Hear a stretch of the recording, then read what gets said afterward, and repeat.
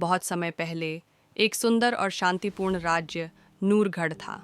इस राज्य के राजा आदिल खान बहुत दयालु और न्यायपूर्ण थे। लोग सुखी जीवन जी रहे थे, लेकिन उनकी खुशियां लंबे समय तक नहीं चल सकीं। एक दिन दुश्मन राज्य सरदार जरकन का तानाशाह अपनी बड़ी सेना के साथ नूरगढ़ पर हमला करने आया। उनके सैनिक गांव को जलाने, निर्दोष लोगों को कैद करने और हर जगह विनाशकारी होने वाले थे। राजा जानता था कि दुश्मन बहुत शक्तिशाली था और युद्ध में जीतना आसान नहीं होगा ही। उसी राज्य में एक बहादुर युवक अरमान खान रहता था।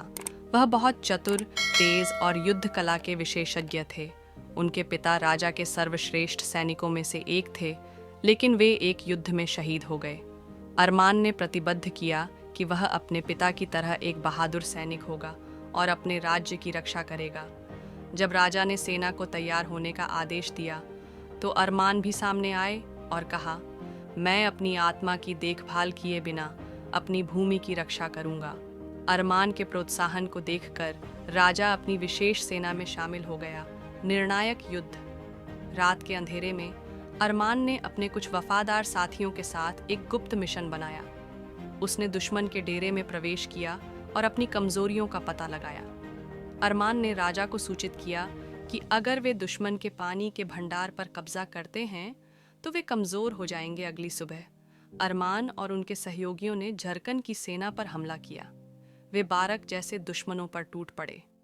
अरमान ने झरकन के कई सैनिकों को अपनी तलवार से गिरा दिया।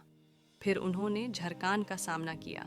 दोनों के बीच भयानक युद्ध हुआ, लेकिन अरमान की क्यूटनेस और बहादुरी ने झरकन को हरा दिया। झरकन घायल हो गया और भाग गया, और उसकी सेना पसपा बन गई। हीरो की जीत।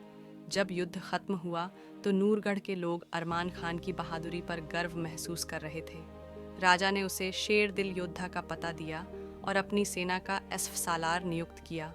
अरमान ने साबित किया कि एक सच्चा नायक वह है जो अपने देश और बहादुरी वाले लोगों की रक्षा के लिए हर मुश्किल का सामना करता है।